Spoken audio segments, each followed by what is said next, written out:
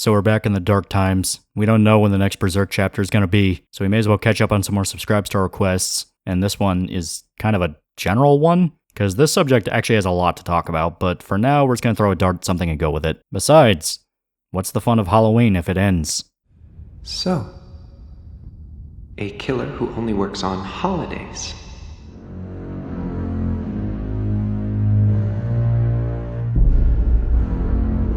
There's lots of crazy out there these days.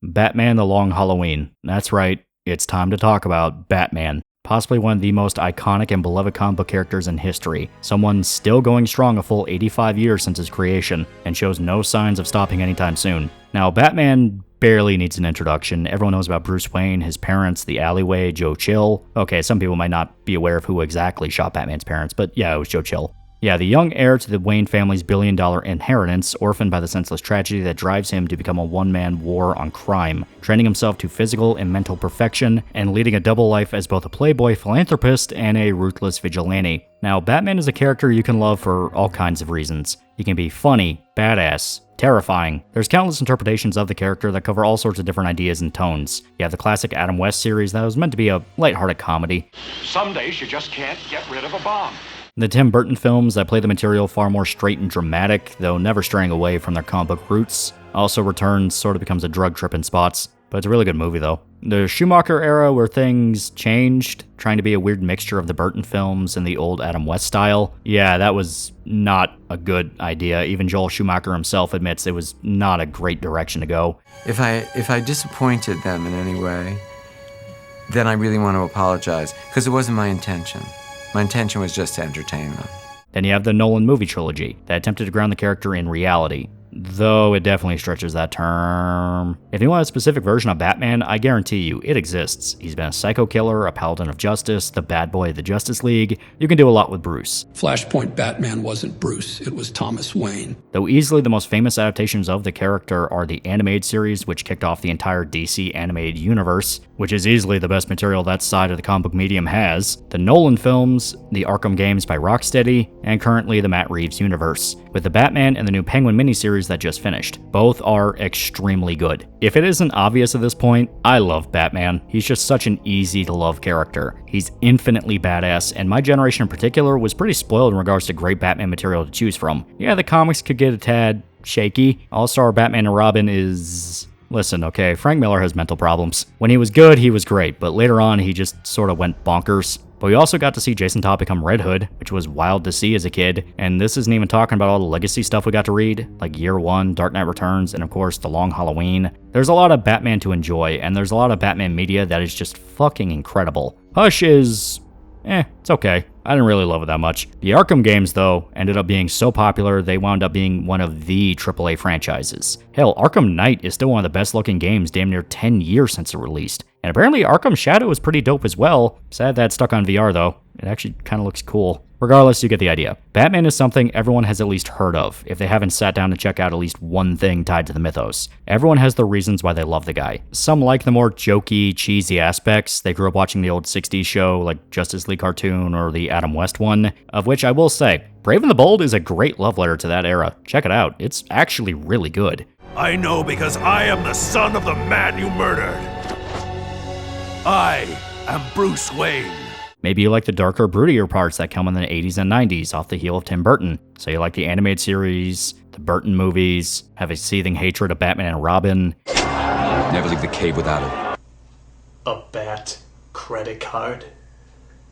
They gave him a bat credit card? Which is a sad case, because Joel Schumacher himself was fully aware the movie sucks, and wasn't shy to admit it was a case of studio interference to push it as a kids movie and sell toy designs. Still, some people kind of like it as a tribute to the Adam West era, which was the direction that both it and Batman Forever leaned into, with the increased humor and cartoony style. Then you have the 2000s era with the Nolan films, which completely grounded the lore into a form of reality, removing a lot of the supernatural elements and comic book parts. Like Bane never uses venom in Dark Knight Rises, he's just a very big guy. You're a big guy. For you. On the other hand, the Arkham games fully embrace the comic book fun while still keeping the stories gritty and dark. Arkham Knight, downright disturbing in points. A happy marriage between the two ideas that ended up as some of the best Batman media, period. Yeah, play the Arkham games at least once in your life, they're amazing. The new generation gets to enjoy the Reeves universe, which is a shameless love letter to stuff like the animated series and the older comic book runs that sort of created the modern gothic tone a lot of Batman media follows to this day, essentially taking The Long Halloween and turning it into an entire universe on its own. And so far it's worked out great. The Batman with Robert Pattinson is a fantastic movie that sets the groundwork for a whole new take on the character, trying to lean into a more mature and slow-paced look at the material. It helps that the Penguin spin-off show exploded in popularity, showing that this new take on Batman does resonate with people. A large chunk of what keeps Batman going is just how much you can do with the character. Hell, characters. Joker got his own independent movie that serves as a character study, taking his origin story from Killing Joke, and I had to put that in quotes because we don't even know if that's really his origin story, and trying to make a movie that lets you understand how a guy like the Joker could be formed. It was also very well received and considered a phenomenal movie, even completely independent of its connections to Batman. If anything, people consider the ties to be some of the weaker aspects of the film. I disagree, but it's understandable. Also, don't watch Joker 2.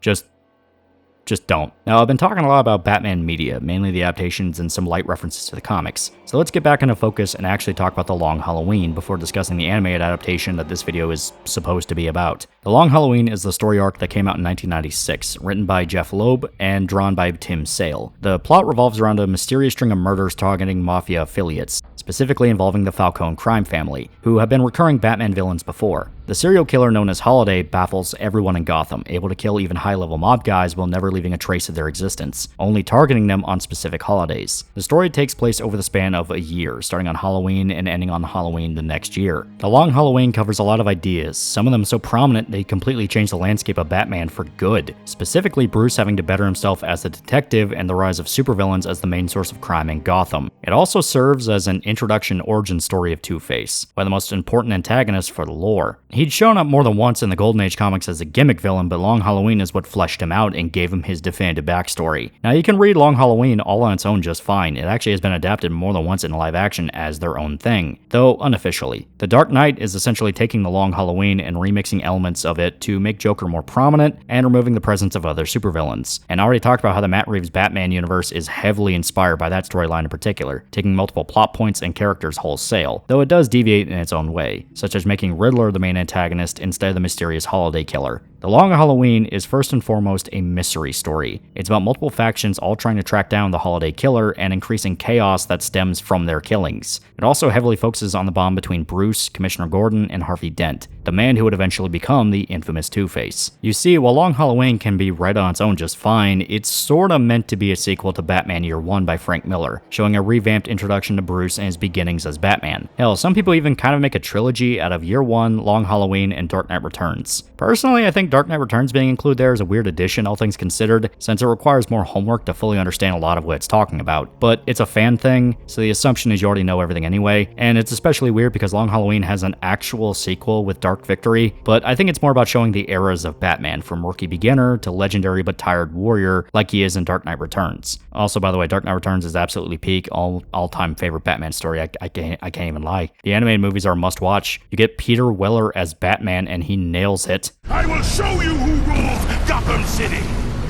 Okay, son. Show me.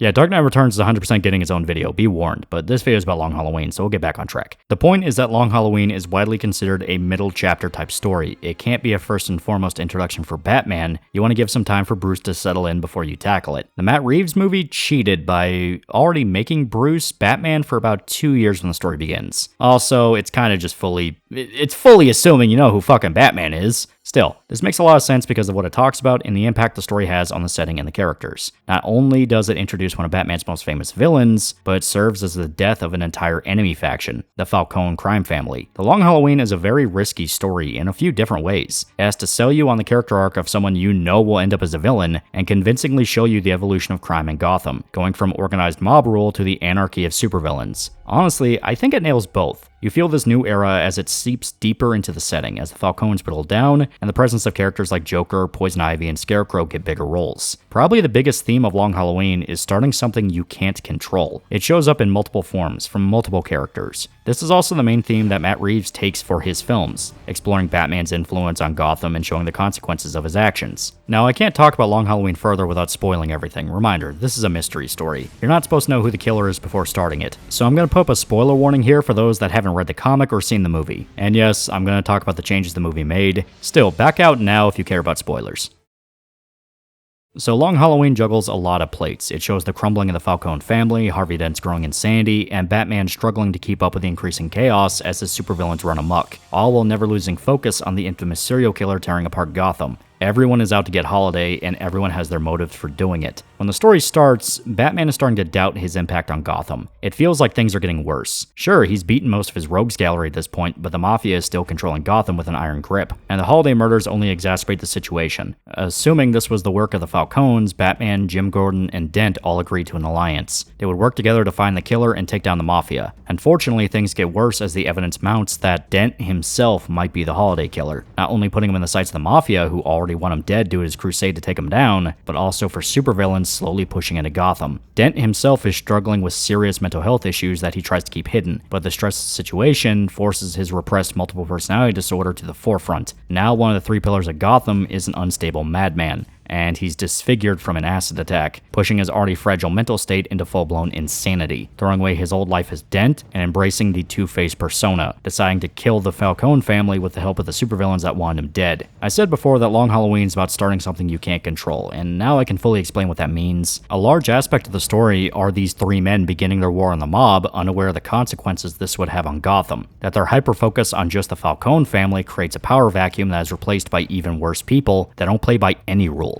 At least the Mafia understands they need to play the PR game and operates solely off the don't get involved and we won't involve you mentality. Though, you do see signs of hypocrisy with Carmine Falcone himself, bending the rules and taking risks tad too often. In fact, there's some adaptations that Falcone himself hired Joe Chill to kill Thomas and Martha Wayne. That was in the Nolan movies, the Matt Reeves movie, and the Telltale game. This isn't something Long Halloween covers, but it goes to show this is a pretty common fan theory, and it fits with Carmine Falcone as a character. It does make sense that Falcone would go on to create the very thing that would haunt him later in life. This is on top of the other thing he does that directly causes the Long Halloween to happen. You see, the reason the situation gets so messy in the first place is because everyone involved has tunnel vision. They focus so hard on getting one thing done, they lose sight of everything around them. For the trio, it's taking down the mob. For the Falcones and Carmines, it's about taking down Holiday. For Catwoman, it's confirming that Carmine Falcone is her father. Because of this, no one can see the full picture, leading to further tragedy as the killings mount up. The actual solution to the puzzle is pretty simple, but because nobody has the full story, it's impossible to figure it out, and the short-term problems make it to where nobody can focus on the larger implications. Kinda hard to sit down and think about who's the killer when the Joker is trying to kill half of Gotham for shits and giggles. The suspect list is relatively small. You have the Joker, the obvious shifter who would want to cause chaos for the hell of it, Carmine Falcone himself, cleaning house to prevent any leaks now that the pressure is mounting on his family, Alberto Falcone, Carmine's son who feels insulted at being passed over by his father, Sal Maroni, the rival mob leader that always hated Falcone, Harvey Dent, a mentally unstable DA that has been obsessed with taking down the Mafia for years. Yeah, each one has motive and opportunity for the killings.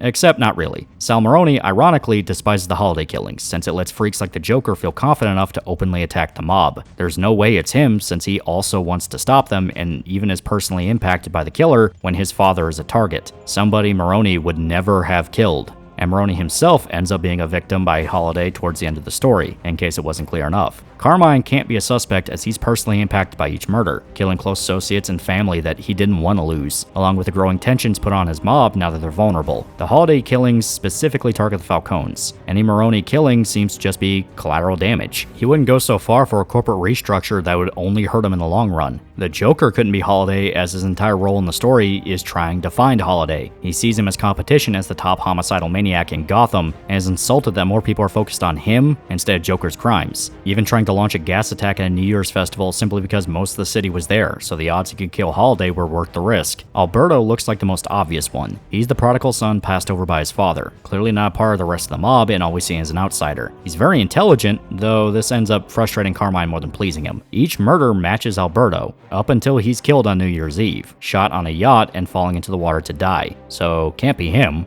And Dent, well, he's a complicated role in the matter. He does have motive, but he didn't always have opportunity for the killings. Some occasions, it would be physically impossible for him to be there. But he does have the murder weapon in his basement, modified .22 caliber pistols that were untraceable. While shaky, most everyone assumes that Dent is Holiday, which is made even more complex when Two-Face takes over, since now he's a violent criminal openly conspiring with other villains to help kill Falcone. But here's the thing, the actual Two-Face persona never really makes reference to being Holiday. I mean, yes and no. You get some vague references, but for the most part, the story treats it as a red herring. It makes you focus so hard on Dent that you forget the other factors, especially when the ending happens and Two-Face assaults Falcone's tower. His grudge against Carmine's impossible to ignore, not just for putting his marriage into shaky territory, as Gilda wants to start a family with Harvey while he's too focused on fighting the mob. Oh yeah, he has a wife. She's Gilda. Don't worry about her. She's not important. The entire ending is Harvey finally getting his chance to torment Carmine, tearing his life apart and collapsing his empire for good. Despite Batman and Catwoman being able to stop him and his villains, Harvey is still able to kill Carmine, fulfilling his revenge and ending the Holiday killings for good, as there's no more targets to gun after. He even has Dent take the full blame for the killings, along with his accomplice.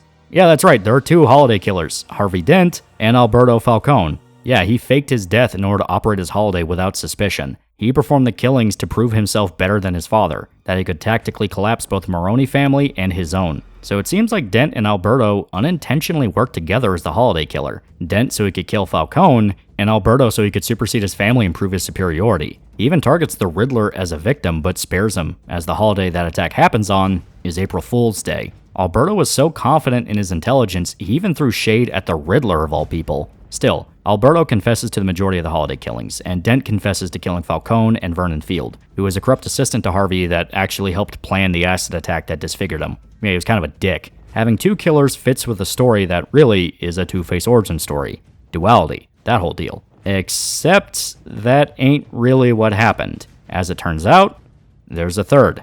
Gilda was actually kind of important. Yeah, Harvey's wife. She is one of the Holiday killers. She killed everyone from the first Halloween to New Year's Eve. Her motive was that she saw the strain the Falcone case was putting on Harvey, so she wanted to help him in her own way so they could have time to start a family. The reason the murders were so hard to piece together is because they were committed by multiple people with multiple motivations. There was no clear MO to follow beyond they were holiday-based murders targeting the Mafia. And really, it makes kinda no sense. It's completely independent actions all tied together by coincidental or copycat details. Essentially, a standalone complex. Multiple unrelated events that share enough details to look connected. Plus, you have the logistical aspect to think about, like how this random DA housewife could turn into a full-blown assassin, even capable of taking out a gang of hitmen without a scratch, or gain access to Falcone's compound to kill his bodyguard.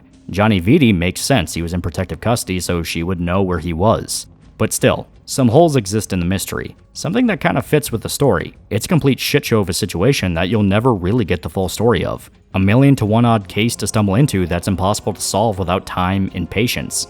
Something that Batman and Gordon didn't have. Long Halloween is a very frustrating story, intentionally so. Everything is going wrong all over the place, and you're never really gonna get the full answer to what happened. Details are left intentionally vague. Yeah, you get some explanations, but even those explanations raise more questions. Even the sequel, Dark Victory, doesn't really explain too much more about what happened with Holiday and how the logistics of it all planned out. You're not really meant to know. Hell, people to this day still debate on who exactly killed who. Which Holiday killer killed which victim. There's even some compelling theories that Harvey did kill more people than you expected. And now we can talk about the movie and its changes. You see, the Long Halloween movies are the two-part adaptation to the graphic novel, part of the DC animated universe. Something you guys should check out, as there's some serious gems buried in there. Gotham by Gaslight's pretty dope. I mean, I like it. Anyway, the animated movies tend to be closer to the comic material than the live-action movies, which openly and proudly remix characters and events so they can do their own thing and build up their own timeline for the lore. Still, each one will change some things around for the sake of time or to make certain details easier to understand, and the Long Halloween films are no exception. The Long Halloween was directed by Chris Palmer. It's a two-parter, but it's very easy to get the Ultimate Edition that just slams the two parts together into one large movie, which is the intended way to watch anyway. It tries to break down the story of Long Halloween into a digestible, self-contained format that you can easily watch on its own. Though, once again, you'll get more out of it if you're familiar with Batman lore, or it'll make you tear your hair out. I'll talk about that later. For the technical side, the movie is pretty great.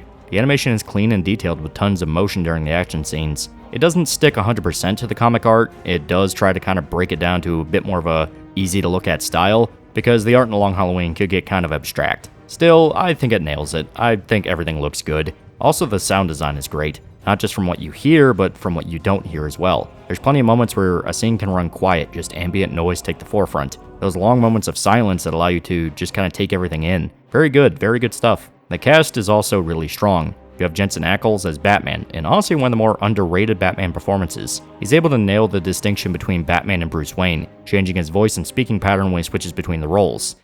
We can make this easy, Mickey. Just tell me who hired you to kill Dent. Mr. Wayne. It's Bruce. Can I get you anything? Alfred makes a terrific Mai Tai. Granted, you only really get a single scene of him playing Playboy Bruce, but I'd still think he does it pretty good. He understands that Batman and Bruce Wayne are two separate entities, and they should sound and feel like two separate people. You can definitely feel that he's trying to invoke a little bit of Kevin Conroy with his Batman voice, but I don't think he did a bad job. And I mean, yeah, Kevin Conroy's someone you'd want to take notes from if you're studying for the role as Batman. It also helps that Ackles just has a natural charisma that's able to bleed into his performance. You just like to see the guy talk. Josh Duhamel plays Harvey Dent, and personally, I think he actually steals the show. Long Halloween is a pretty Two-Face heavy story, so you need an actor that's able to shoulder the burden of such a heavy character. And Duhamel is able to balance out a lot of tones and emotions as Harvey. He can be charming, sarcastic, exhausted. When it comes to Two-Face, consumed with rage. Maybe I wasn't ready for this yet. I think I'm gonna go back now. Don't you worry about Harvey. You know nothing about me. I know you're a liar, a thief, a murderer. His Two-Face voice sounds very similar to Richard Mull, the original voice actor for Harvey in the animated series, so it wouldn't be surprising if Duhamel studied the series to be a homage to the actor. And yeah, I think he actually does it pretty damn well. There's even more scenes of him as Harvey Dent and as Two-Face to kind of give you a little bit more time to understand what take he's going for. Now, Naya Rivera plays Catwoman, and I definitely think she's one of the better actors for Selina. She's able to be a total badass and show clear moments of vulnerability when she's with Bruce, as their bond is now a major subplot in the story. It was there in the comic, but it's definitely plumped up a little bit more in the movie. Why are you running? Fun. You could use a little fun. I feel like whatever this is, whatever we've tried to be to one another, is unraveling. Sadly, this was one of her last roles before her death in 2020, drowning in a tragic boating accident. It's depressing because she was pretty good as Catwoman. I would have liked to have seen her in more stuff, but just how it is. You also have Troy Baker as the Joker. Boy, this holiday's a killer. Troy Baker's a douche, but I fully admit he was not bad. Even if I definitely think he was leaning a little bit too hard into the Mark Hamill inspiration for things instead of trying to give his own take. Still, you get the idea. Every actor in the movie, at the very least, does a pretty damn good job. Even some of the smaller characters have fantastic voice work. Calendar Man's actor, David Dastmalchian, steals a lot of the scenes he appears in. He nails that cold, inhuman way of speaking that this version of Calendar Man is going for, an almost Hannibal Lecter energy, that he knows way more than he's willing to say, and he's constantly prodding at Batman to see what he can get away with. If the pattern holds, I believe you have something Holiday wants.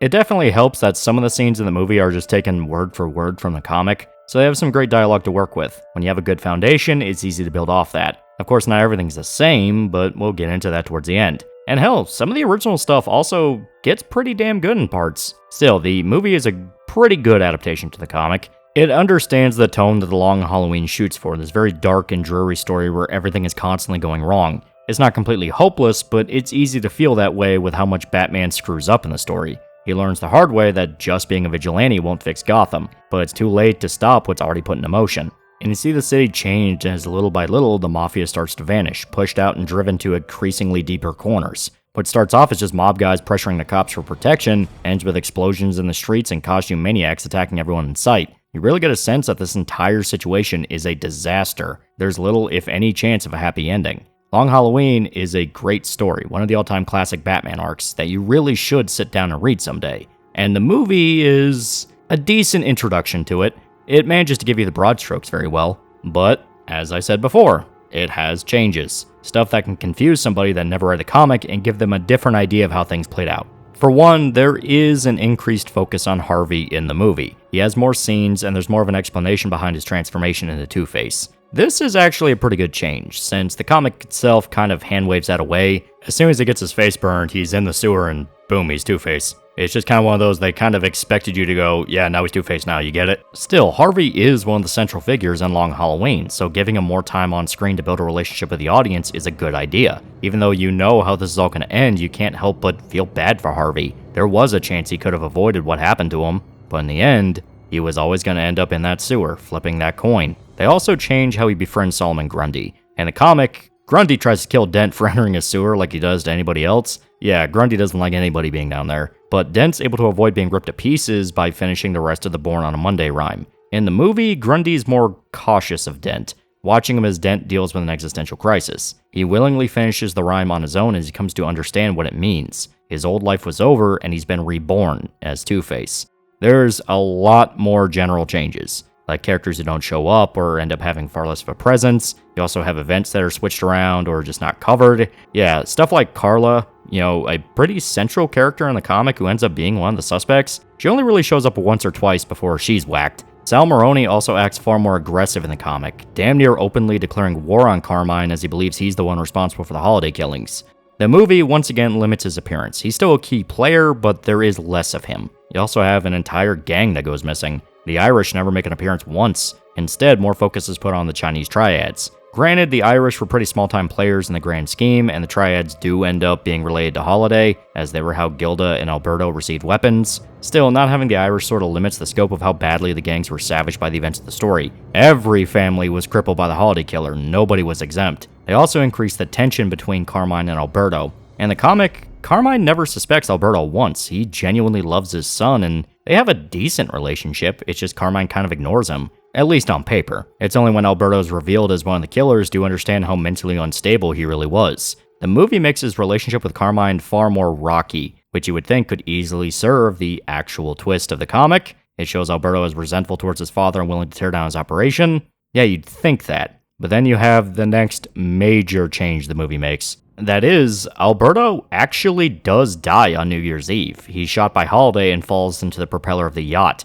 chopped into pieces and left scattered all over Gotham Bay. This is pretty big, since New Year's Eve onwards is when Alberto ends up becoming Holiday, supposedly, inspired by Gilda's murders and taking up the mantle in her place. Though she thinks it was Dent who ends up taking over the killings, unaware of who actually did become Holiday. So the movie goes with the idea that all of the killings were Gilda, something that is flat out impossible, since she would have to be able to teleport to reach certain areas in time to make the events match up. Now, the comic did run into this issue as well, since one of the holiday killings supposedly performed by Gilda happened while she was in the hospital. But at least that can be hand-waved away by her sneaking out of the hospital, or maybe Dent performed that for her. Well, Dent or Alberto, just one of the other holidays, something like that. But having her only be Holiday is weird. They changed her backstory to give her a motive that's far more in line with why a character like her would do it. She was actually going to marry Alberto in college, but was forced out by Carmine, who didn't like her. And he also made her abort the unborn child they had together against her will. In fact, the reason she married Dent in the first place is because he was targeting Carmine. She wanted vengeance, but she lost hope that Harvey could actually do it, and so began the Holiday persona. Personally, I'm cool with the backstory change. It does make sense, if a tad convenient, that Carmine just so happened to forget about the woman he personally screwed over, that's now married to his worst enemy, and they found the guns in their basement. But it's explained that everyone just naturally assumed it was Dent, since nobody even considered Gilda could be a suspect. Really, the only bad part about the Gilda changes is the fact it makes a little sense how she could be everywhere to do the killings. Also, when you get to Alberto's death, it shows a close-up on Holiday, and it's very clearly a dude. Like, it's not like the top half of his face is hidden, it's right there, that's a dude. Now, once again, maybe we can assume that was Dent, except he was at the New Year's Eve festival with Gilda and Commissioner Gordon and Barbara, so unless he was able to pop over there and back without anyone suspecting anything, it's kind of a little bit of a plot hole. Now, obviously, the comic had this covered by just having Alberto hire a guy to fake his death. That was the entire reason for that twist. It does make me curious if COVID impacted production on the movies, since they came out in 2021. Maybe they didn't have time or resources to flesh out as much as they wanted to, but that's speculation. Still, the best case scenario could have been fusing both ideas together, of Gilda being more involved and the multiple holiday killers. It could have worked. Regardless, this is why I say it's a decent introduction to Long Halloween for someone who's never experienced it before. But if you're a big fan of the original storyline, you're going to be conflicted on it. I like the movie. I even like it a lot. I personally think it's one of the better DC animated films, which is saying a lot, since that bar's pretty high up there. But I won't deny the story changes can rouse someone who is expecting a page-by-page adaptation. That's more something like Dark Knight Returns, though that itself leaves out details but to be fair, it's kind of minor stuff. You still get 99% of it. The Long Halloween is a great story, both as a movie and as a comic. It's just small detail stuff that's probably going to drive you crazy. My personal recommendation is to read the comic first, then watch the movie. The comic's about 13 issues, a decent little story arc, though it won't take long to read through it, and they have a bunch of omnibuses now that basically combine them all together. The movie itself, both parts included, is around 172 minutes, so little under 3 hours. It's a commitment, but it is a good commitment, and the changes will be up to how you view it personally. I like all the scenes fleshing out Harvey. I think Josh Duhamel did a fantastic job with the character, and it was very exciting to watch. They even included some fun details. Like, one is that Batman is the one who gave him his two-sided coin, which he ironically got from Carmine Falcone when he was a kid. This little connection between all three that survived through the years, yeah, that's a good touch. They also make it clear that Selina is well aware of who Bruce is, and their romantic connection is a through line the two have in both movies. The comic makes it more ambiguous and still a source of tension. Yeah, Bruce is with Selina Kyle, but it's not 100% clear if Selina knows who Bruce is.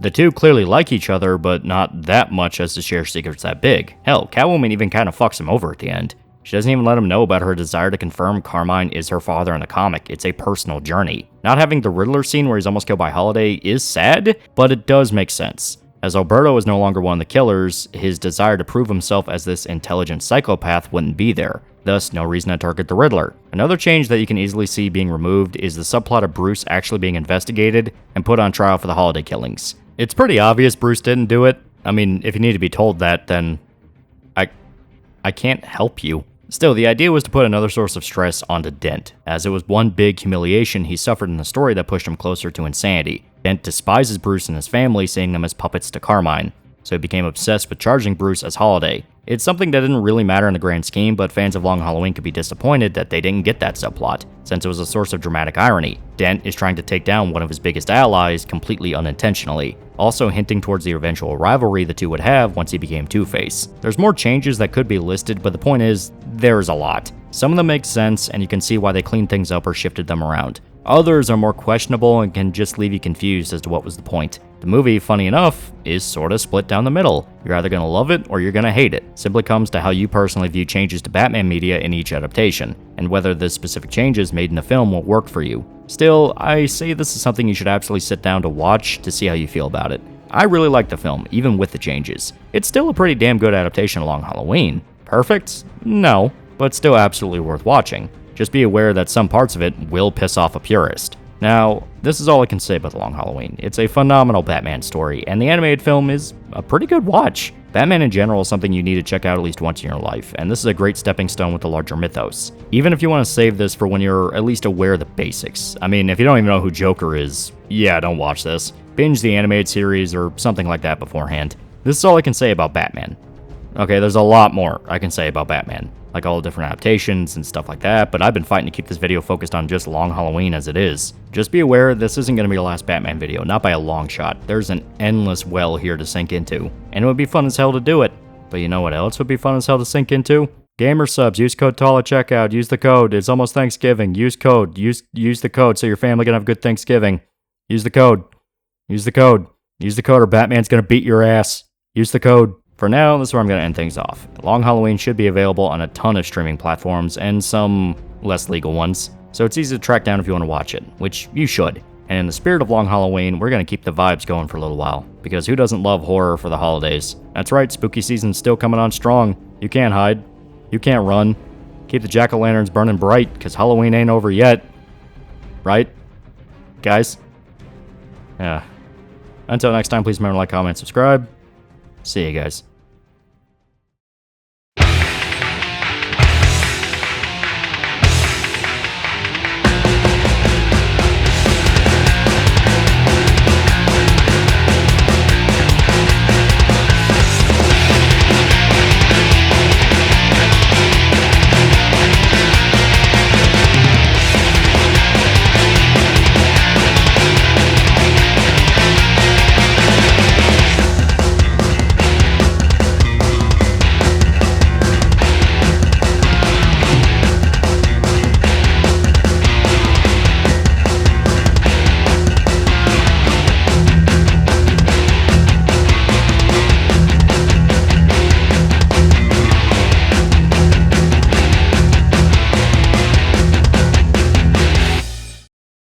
Hey, loser. Do you want a shirt? Do you want a t-shirt? I have shirts now. Look in the description for a link to a t-shirt you can buy. If you don't buy the t-shirt, I'll kill your family. If you don't buy the t-shirt, I'll poison your dog. If you don't buy the t-shirt, you're going to be the only person in town that does not have a t-shirt. Everyone's going to look at you funny. There's going to be social consequences to not having one of these t-shirts. I am now making express threats of violence against you if you do not buy my t-shirt. I will call the police, tell them how you're not buying my shirt. They're going to plant crack in your house, and they're going to arrest you and then beat you up in a jail cell. Buy my shirt.